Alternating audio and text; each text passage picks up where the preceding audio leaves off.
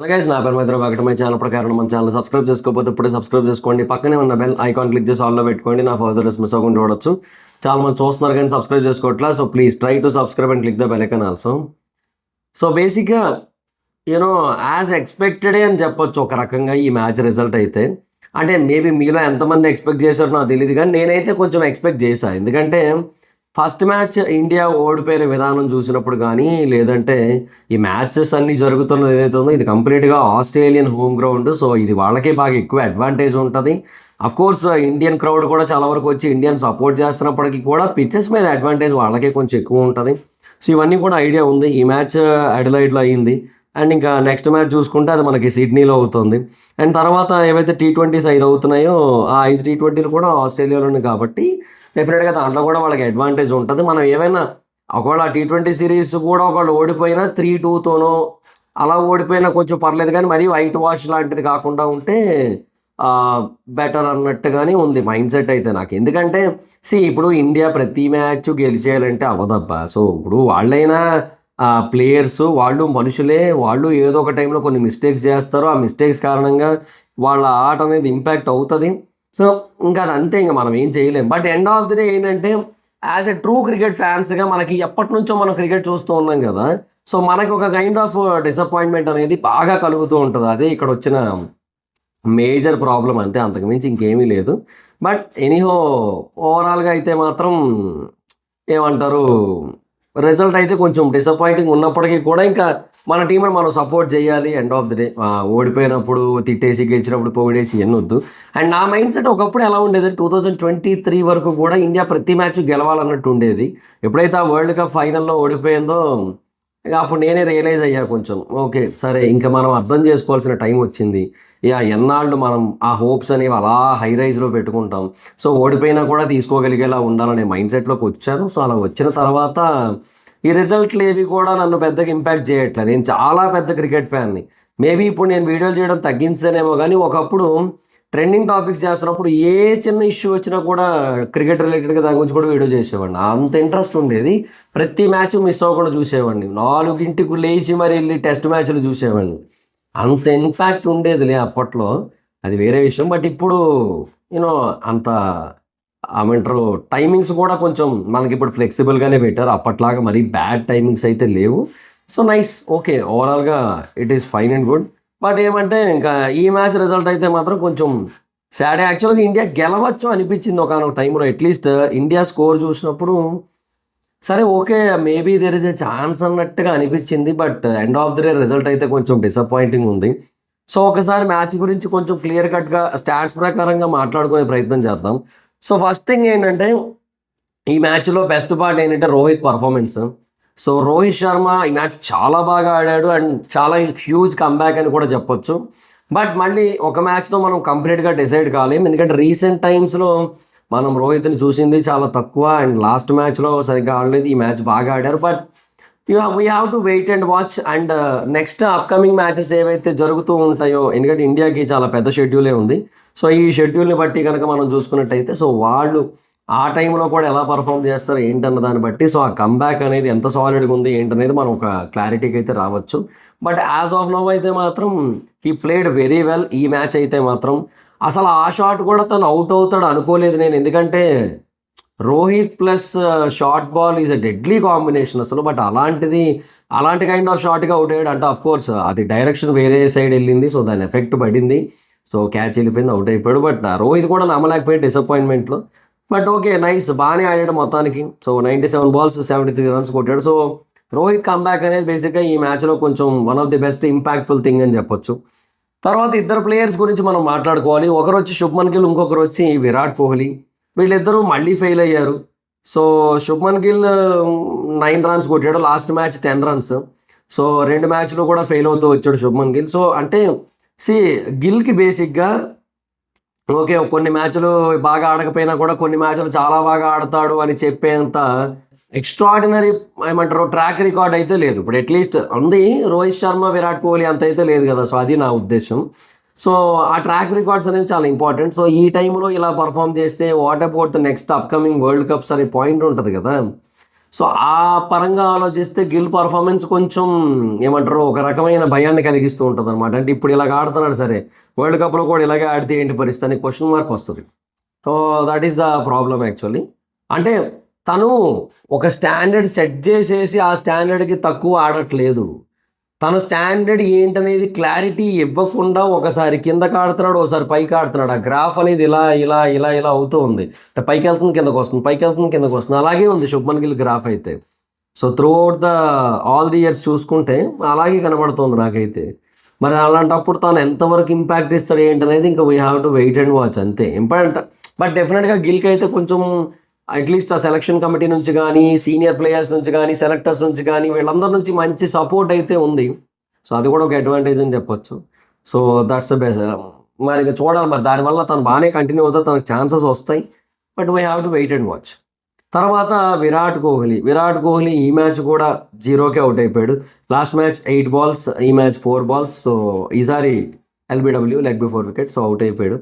So ఒకటే point, అదేంటంటే Virat Kohli is a best batsman, అందులో నో డౌట్. కానీ ఇప్పుడు విరాట్ కోహ్లీ అనే పర్సన్ బేసిక్గా 2027 వరల్డ్ కప్కి ఆడాలా వద్దా, ఉండాలా లేదా అని చెప్పి ఒక పక్క డిస్కషన్స్ అవుతూ, ఆ సెలెక్టర్స్ కమిటీ ఎవరైతే ఉన్నారో వాళ్ళేమో లైక్ గంభీర్ కానీ లేదంటే ఆగార్కర్ కానీ వీళ్ళిద్దరూ కూడా ఏంటంటే ఏదో మొత్తం రాజకీయాలు లాంటివి చేస్తూ వీళ్ళని పక్కన పెట్టడానికి ట్రై చేస్తూ వేరే వాళ్ళకి యంగ్స్టర్స్కి ఛాన్స్ ఇద్దామని చెప్పి వాళ్ళు ఏదో కొంచెం హడావిడి చేస్తూ ఓవర్ యాక్షన్ చేస్తూ ఇవన్నీ వాళ్ళు పక్క చేస్తూ ఉన్న క్రమంలో విరాట్ కోహ్లీ ఇలాంటి కైండ్ ఆఫ్ పర్ఫార్మెన్స్ ఇస్తే ఏమవుతుందంటే, నేను లాస్ట్ మ్యాచ్లో చెప్పినట్టు మళ్ళీ వాళ్ళకి మాటలు అనేయడానికి కావాల్సిన స్కోప్ ఇచ్చేసినట్టు అయిపోద్ది. ఇన్ కేస్ 3వ వన్డేలో కూడా విరాట్ కోహ్లీ పర్ఫామ్ చేయకపోతే విరాట్ కోహ్లీయే రిటైర్మెంట్ ప్రకటించేసినా కూడా ఆశ్చర్యపోనక్కర్లేదు వన్డేస్ నుంచి.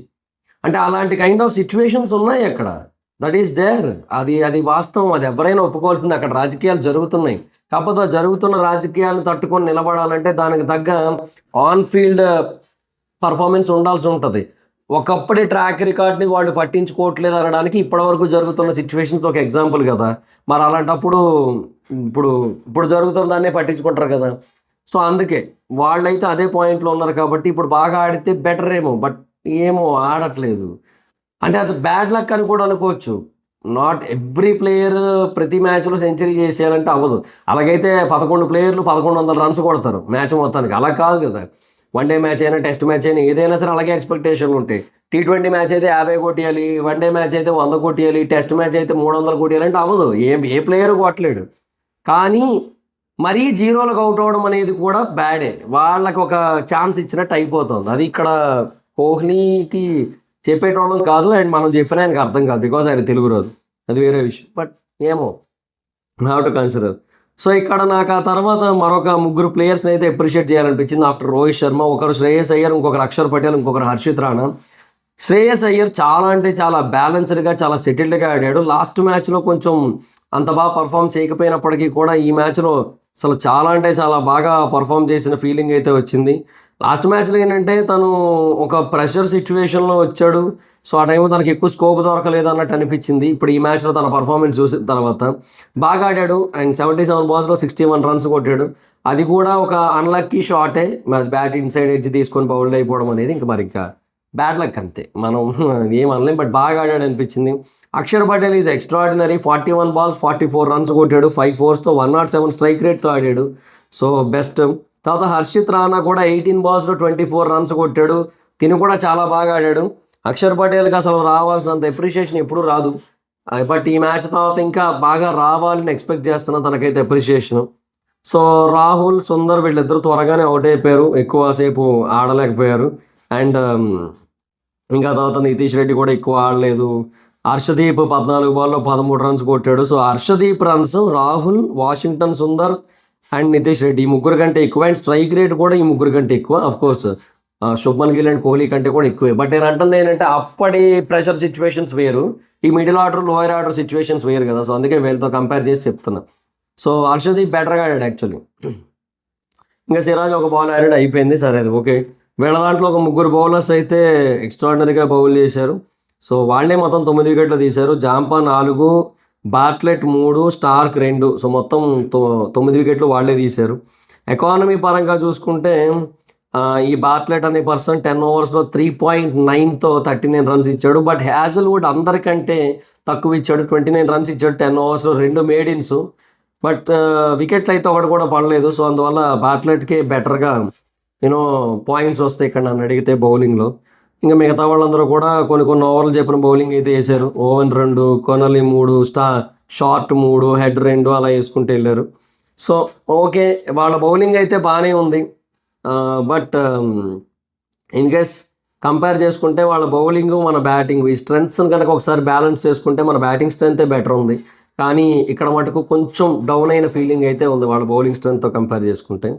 ఇంకా తర్వాత వాళ్ళ బ్యాటింగ్ కనుక చూసుకున్నట్టయితే ఓపెనింగ్ మిచెల్ మార్ష్ త్వరగానే అవుట్ అయిపోయాడు ఈసారి. 24 balls 11 runs కొట్టాడు. సో చాలా తక్కువ స్కోర్ చేశాడు, తక్కువ స్ట్రైక్ రేట్తో ఆడాడు. సో తను యాక్చువల్గా అవుట్ అవ్వకపోతేనే బాగుండేమో అనిపించింది ఒక టైంలో. ఎందుకంటే ఇలాగే ఆడుకుంటూ వెళ్తే మేబీ ఆ రిథం అందుకోలేకపోతున్నాడు ఆయన. సో మేబీ ఆయన వల్ల మనకి ఇంకా హెల్ప్ అవుద్దేమో కూడా అనిపించింది, నాకు సరదాగా అనిపించింది. But maybe Marsh dangerous player. తర్వాత అయినా అందుకున్నాడంటే చాలా గట్టిగా కొట్టేస్తారు. సో అవుట్ అయ్యాడు. ఓకే, తర్వాత హెడ్ కూడా 40 balls-లో 28 runs కొట్టాడు. సో అవుట్ అయిపోయాడు. సో ఇక్కడ వరకు కొంచెం ఓకే, బాగానే వెళ్తుంది అనుకున్నాం. బట్ ఆ తర్వాత షార్ట్, రెన్షా ఇద్దరు కలిపి చాలా బాగా ఆడారు. షార్ట్ చాలా బాగా ఆడిన ఫీలింగ్ వచ్చింది వాళ్ళ దాంట్లో. ఎందుకంటే 78 balls 74 runs కొట్టాడు, 4 4లు 2 6ర్లతో. సో చాలా బెటర్గా ప్లే చేశాడు, బెటర్గా స్ట్రైక్ రొటేట్ చేశాడు, అన్నీ చేసుకుంటూ వచ్చాడు. రెన్షా కూడా 30 balls 30. ఇంకా అలెక్స్ క్యారీ కొంచెం ఫెయిల్ అయినా కూడా కూపర్ కోనలి 53 balls 61 runs. ఈ మిచెల్ ఓవెన్ అనేటోడు మాత్రం సర్ప్రైజ్ అసలు నాకైతే మాత్రం. అంటే బేసిక్గా అతని మీద అంత ఎక్కువ ఎక్స్పెక్టేషన్స్ అయితే లేవు నాకైతే. బట్ ఆ పర్సన్ అసలు all of A sudden next లెవెల్లో పర్ఫార్మెన్స్ ఇచ్చిన కైండ్ ఆఫ్ ఫీలింగ్ అయితే వచ్చింది. ఇన్ఫ్యాక్ట్ అతని డెబ్యూ కూడా ఇవాళేనా? కాదు, అతని డెబ్యూ 2025 October 19 అంట. ఇదే 2025 ఇదే అక్టోబర్. సో ఫస్ట్ మ్యాచ్లోనే డెబ్యూ ఇచ్చాడు ఆ మహానుభావుడు. ఎస్, అదే జరిగింది యాక్చువల్లీ. సో ఇది తన సెకండ్ మ్యాచ్ యాక్చువల్గా. నేను అందుకే అంటున్నా, అందుకే ఇతను ఎవరో నాకు ఐడియా రాలేదు. సో ఎవడు ఇతను కొత్తగా వచ్చినట్టు ఉన్నాడు అనుకున్నాను నేను. ఓవెన్ అనే పేరు నేను చాలాసార్లు విన్నాను కానీ ఆస్ట్రేలియాలో ఎక్కువ వినలేదు. సో ఆ ఏమైనా చూసుకుంటే ఇప్పుడు క్లారిటీ వచ్చింది. అతను బేసిక్గా డెబ్యూ ఇచ్చాడు ఆ ఇండియాతోని. సో 23 balls 36 runs కొట్టాడు, 2 4లు 3 6ర్లతో. So Tim David kind of performance ఏమో అనే కైండ్ ఆఫ్ ఫీలింగ్ కూడా వచ్చింది నాకైతే మాత్రం. సో దట్స్ నైస్ కదా. సో అసలు అంటే వాళ్ళకి నైస్, మనకు కాదు కానీ. బట్ చాలా బాగా ఆడాడు యాక్చువల్లీ. అంటే మనోడిది కొంచెం ఆ బౌలింగ్ లైన్ అండ్ లెంత్ కొంచెం బాగాలేదు. హర్షిత్ రాణా దాంట్లో ఎక్కువ కొడిచాడు, అన్నీ జరిగాయి. కానీ బట్ ఎనీహో తనైతే బాగా ఆడాడు అనిపించింది. అంటే సర్ప్రైజ్ ప్యాకేజ్. ఈ కానర్లీ కూడా బాగా ఆడాడు, లాస్ట్లో బాగా హ్యాండిల్ చేశాడు. తర్వాత ఇంకా ఫార్మాలిటీస్ అంతే. ఇంకా లాస్ట్కి వచ్చేసరికి తేలిపోయింది. ఒక స్టేజ్కి వచ్చేసరికి 10 ఓవర్లు ఉందనగా వాళ్ళు కొట్టాల్సింది చాలా తక్కువ అన్న సిచ్యువేషన్కి వచ్చింది. ఇంకా ఆ టైంలోనే అర్థమైపోయింది, okay this match is going to losing stage అని చెప్పి అనిపించింది అప్పుడే. బట్ ఏమో ఒక చిన్న ఆశ ఉండేది. బట్ తర్వాత ఇంకా షార్ట్లు పడుతూ ఉండేసరికి ఇంకా అయిపోయింది. ఒకనొక స్టేజ్లో 6 run rate దాటి ఉంది వాళ్ళ రిక్వైర్డ్ రన్ రేట్. అప్పుడు ఏదో కొంచెం హోప్ ఉంది కానీ తర్వాత కొంచెం కష్టమైపోయిందని అర్థమైపోయింది. సో అలాగే వాళ్ళు ఇంకా చాలా బాల్స్ మిగిలి ఉండగానే గెలిచేశారు వాళ్ళు. 46.2 అంటే 22 balls మిగిలి ఉండగా గెలిచేశారు వాళ్ళు. సో అది కూడా 2 wickets మిగిలి ఉండగా. సో మన వాళ్ళ బౌలింగ్ కొంతవరకు బాగానే ఉంది. బట్ చూడండి, ఒక్కరు కూడా ఇక్కడ బిలో 5 ఇవ్వలేదు. అంటే ఇద్దరు ఇచ్చారు. ఇప్పుడు మొహమ్మద్ సిరాజ్ 4.9, హర్షదీప్ 4.9 ఎకానమీతో ఇచ్చారు. బట్ వాళ్ళ దాంట్లో 2.9, 3.9 ఎకానమీస్తో బౌలింగ్ చేసిన వాళ్ళు కూడా ఉన్నారు. అది కూడా 2 వేసి మేడిన్లు వేసి, ఒక మేడిన్ వేసి 3 మేడిన్లు పడ్డాయి. మన దగ్గర ఒక్క మేడిన్ లేదు, మన బౌలర్స్ ఒక్క మేడిన్ వేయలేదు. సో ఇట్లా బౌలింగ్ సైడ్ కొంచెం వీక్ ఉంది మన దగ్గర. మనకి ప్లేయర్స్ కొంచెం బెటర్గా కనబడుతున్నారు. బట్ ఏమో సిరాజ్కి ఏంటంటే ఒక డే బాగా మెరుస్తాడు, మళ్ళీ ఇంకొక రోజు డల్ అవుతున్నాడు. హర్షదీప్ కూడా అంతే. హర్షదీప్ ఒకనొక టైంలో బాగుంటాడు, మళ్ళీ కొన్నిసార్లు మిస్ఫైర్ అవుతుంటుంది. హర్షిత్ రాణా ఆల్వేస్ మిస్ఫైర్ అవుతుంటుంది, బట్ కంటిన్యూ చేస్తుంటారు. ఇంకా నితీష్ కుమార్ రెడ్డి కూడా ఇక సరిగ్గా పర్ఫామ్ చేయలేదు బౌలింగ్లో. సో మన బౌలింగ్ బేసిక్గానే కొంచెం వీక్ ఉండేసరికి ఇంకా ఎఫెక్ట్ అయితే పడిపోయింది. So that is the problem.